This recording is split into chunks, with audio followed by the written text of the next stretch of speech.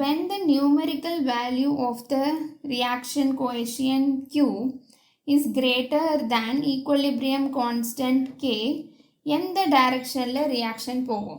So இதில் ஒரு 3 condition. So இதை ஃபஸ்ட் கண்டிஷன் வச்சுக்கோங்க. செகண்ட் கண்டிஷனில் Q இஸ் லெஸ் தேன் கேன்னு வச்சுக்கோங்க.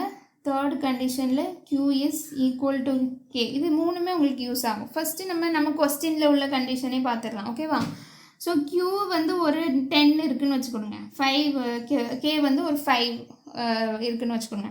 ஸோ Q வந்து பெருசாக இருக்குது, K வந்து கம்மியாக இருக்குது. இப்படி போட்டிங்கன்னா உங்களுக்கு ஈஸியாக இருக்கும். ஓகேவா? ஸோ 10, 5. இப்போ Q எப்போவுமே கேக்கு போக ட்ரை பண்ணும்.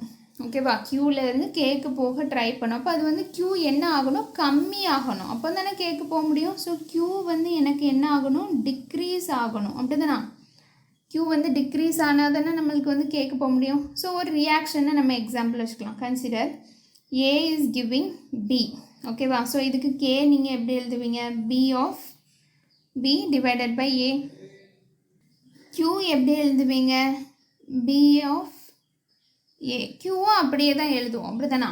ஸோ கேனா என்னதுன்னா ஈக்குவலிபிரியமில் இருக்குதுன்னு அர்த்தம். Qனா என்னதுன்னா ஈக்குவலிபிரியமில் இல்லைன்னு அர்த்தம். ஈக்குவலிபிரியமுக்கு போக போகுதுன்னு அர்த்தம். ஓகேவா? இப்போ நான் வந்து Qவை வந்து எனக்கு கம்மி பண்ணணும். அப்போ நான் என்னத்தை கம்மி பண்ணணும்? B வந்து கம்மியாகலாம்ல. B கம்மியாச்சுன்னா, அதாவது B என்னது? ப்ராடக்ட் வந்து கம்மியாச்சுன்னா Q கம்மியாகும். அப்படி தானே? ஸோ ப்ராடக்ட் கம்மி ஆகணும் அப்படின்னா ரிவர்ஸ் ரியாக்ஷன் தானே நடக்கணும், பேக்வேர்ட் ரியாக்ஷன் தானே நடக்கணும். அப்போ தானே ப்ராடக்ட் வந்து கம்மியாகும். புரியுதா? ஸோ இந்த பர்டிகுலர் கேஸில் ரிவர்ஸ் ரியாக்ஷன் தான் நடக்கும்.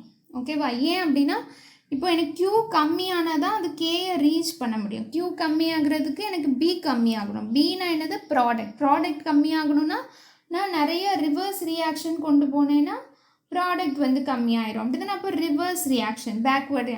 Consider Q is greater than K, less than. அப்போ Q வந்து கம்மியாக இருக்குது, K வந்து கூட இருக்குது. Q வந்து 5, K வந்து 10ன்னு வச்சுக்கோங்க. அப்போ இப்போ Qலேருந்து Kக்கு போகிறதுக்கு என்ன பண்ணணும்? Q வந்து கூடணும். இப்போது Q வந்து கூடணும்னா என்ன பண்ணணும்? Bயும் கூடணும்ல. இப்போ Q வந்து கூடணும்னா Bயும் என்ன ஆகணும்? கூடணும். அப்போ தானே Q கூடும்.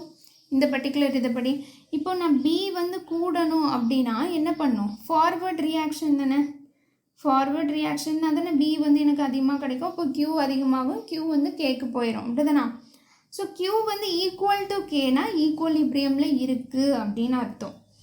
Equilibrium, at equilibrium, the system is at equilibrium. இது ரெண்டும் not at equilibrium. ஓகேவா?